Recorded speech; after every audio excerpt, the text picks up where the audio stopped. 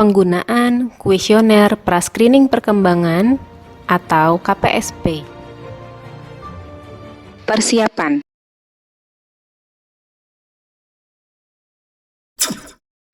Siapkan formulir.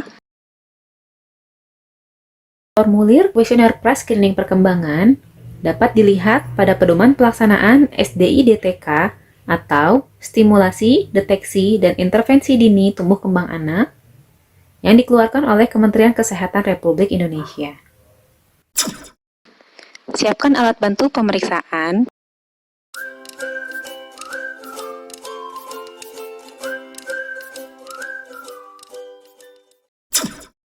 Sapa orang tua atau pengasuh dan anak dengan ramah.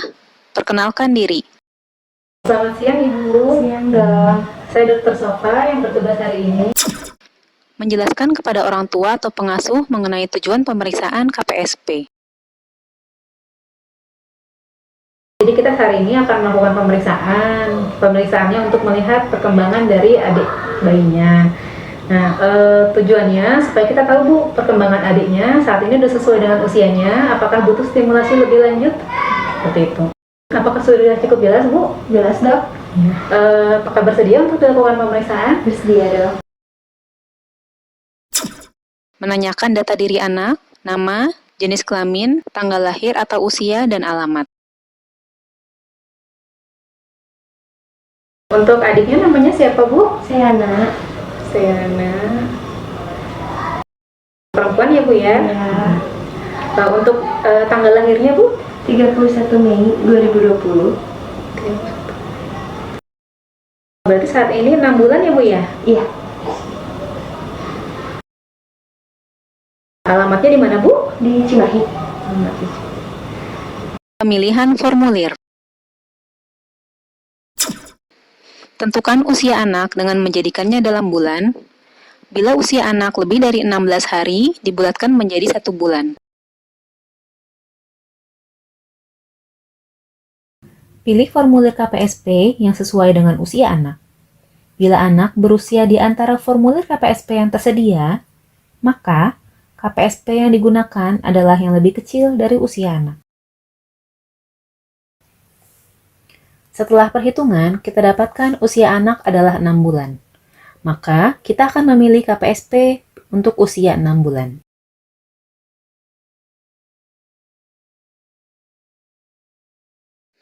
Pelaksanaan. Baca poin formulir dengan baik.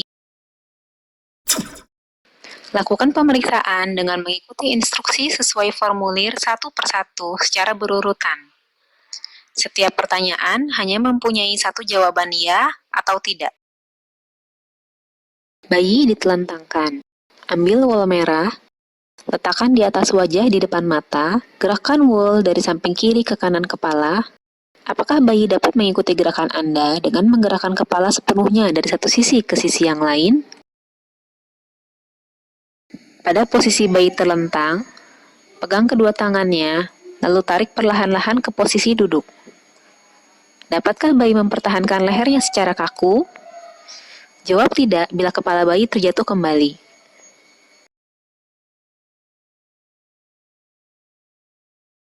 Bayi ditelungkupkan. Ketika bayi telungkup di alas datar, apakah ia dapat mengangkat dada dengan kedua lengannya sebagai penyangga? Bayi dipangku di tepi meja periksa. Dapatkah bayi mempertahankan posisi kepala dalam keadaan tegak dan stabil? Jawab tidak bila kepala bayi cenderung jatuh ke kanan atau ke kiri atau ke dadanya. Sentuhkan pensil di punggung tangan atau ujung jari bayi. Jangan letakkan pensil di atas telapak tangan bayi. Apakah bayi dapat menggenggam pensil itu selama beberapa detik? Dapatkah bayi mengarahkan matanya pada benda kecil sebesar kacang, kismis, atau uang logam? Jawab tidak bila ia tidak dapat mengarahkan matanya. Dapatkah bayi meraih mainan yang diletakkan agak jauh, namun masih berada dalam jangkauan tangannya?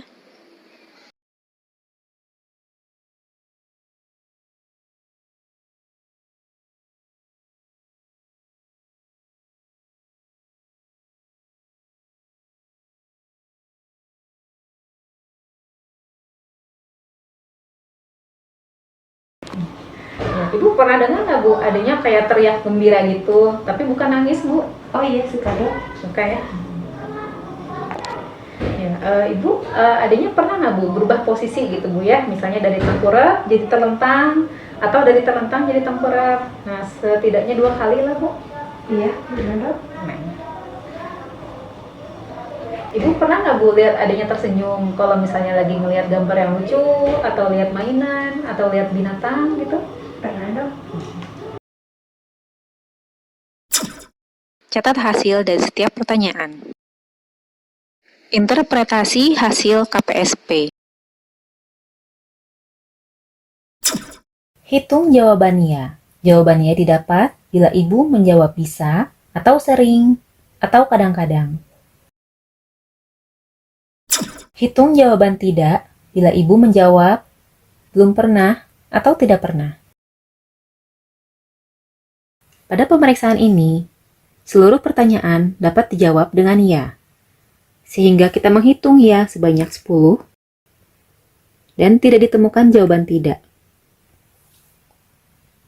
Kemudian kita lakukan interpretasi.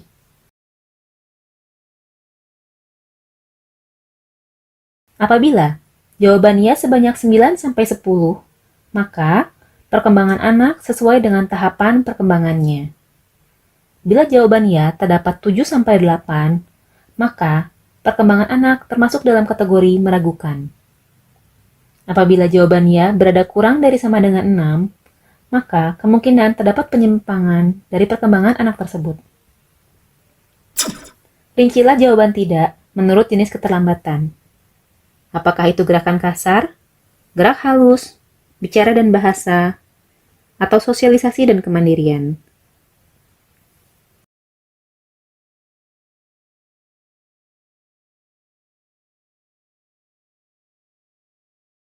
Mengambil kesimpulan. Simpulkan dan jelaskan hasil pemeriksaan. Ya Ibu, alhamdulillah. Jadi sudah selesai ya Bu ya pemeriksaannya. Dari hasil pemeriksaan tadi, alhamdulillah Bu. Jadi untuk seluruh perkembangan adik itu sudah sesuai dengan usianya. Jadi di sini skornya 10 Bu. Jadi kalau skornya 10 artinya adik perkembangannya sudah baik. Tentukan tindakan yang akan dilakukan dan berikan edukasi kepada orang tua. Lanjutkan saja stimulasinya di rumah seperti yang sudah dilakukan sebelumnya saja ya Bu ya. Mudah-mudahan adanya bisa tumbuh optimal. Ya, terima kasih Ya, dok. sami-sami.